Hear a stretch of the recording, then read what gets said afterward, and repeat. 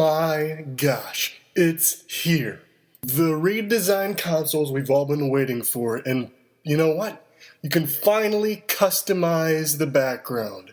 Of course, it looks like Nintendo's going to charge you a fee to buy some packs from the eShop, but at least you're going to be able to change the wallpaper on your 3DS to have Link or Pokemon or something besides just that white, boring background. I'm sure there's a lot of other Nintendo fans, Nintendo maniacs out there, just like me, who are so excited for these new systems to come out and just can't wait to hear a release date for North America.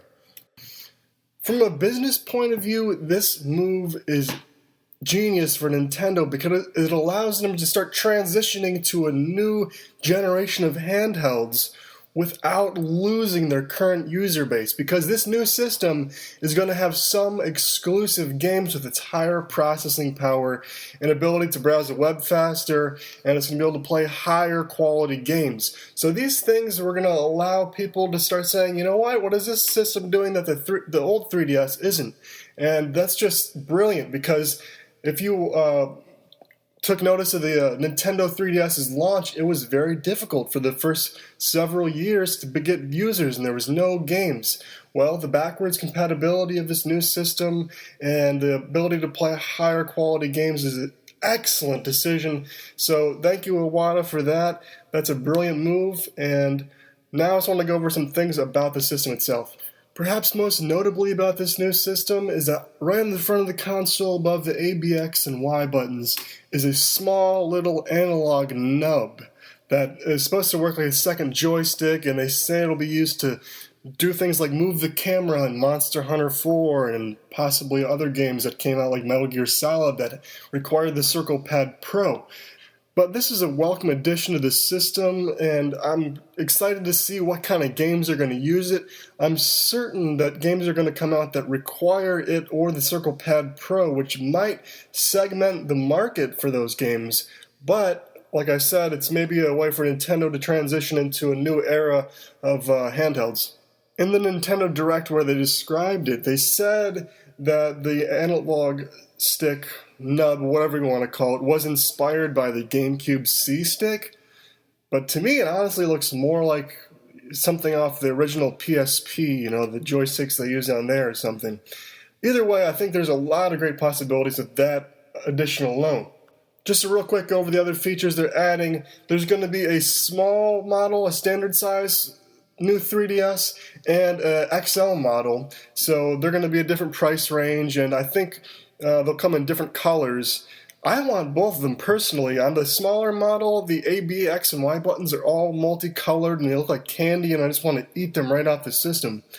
Some other features they've added are the ability to use the front-facing camera and the gyroscope to reduce the loss of 3D imagery when you're playing a game and moving the system from side to side. So they use this face detection technology to let you stay in that 3D sweet spot a little longer. And I'm sort of interested to see how well this is going to work, just because the 3DS cameras are so not very good.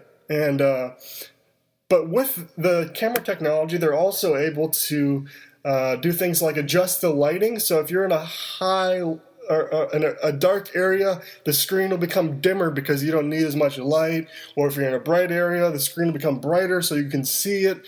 And I'm really curious to see how well that's going to work.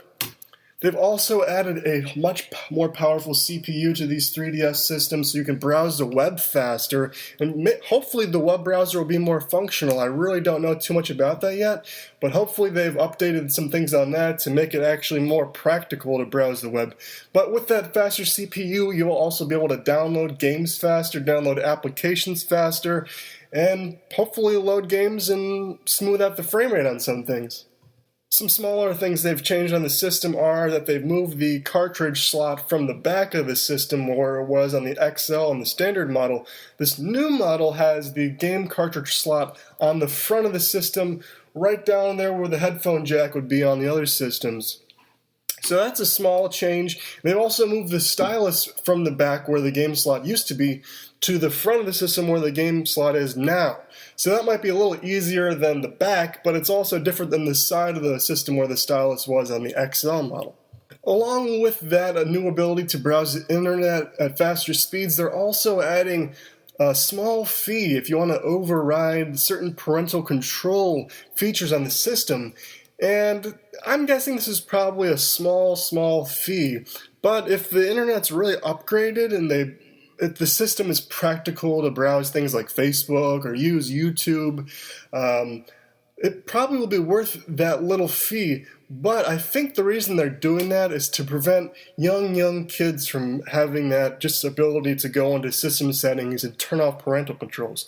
They're going to need to have a credit card, and if you're a little kid, the only way you can get a credit card is to beg your mom and dad, steal from your mom and dad, or steal from a neighbor or something. But that's just a thing to help Nintendo be able to do things they couldn't on the original system because the parental controls are so easy to override.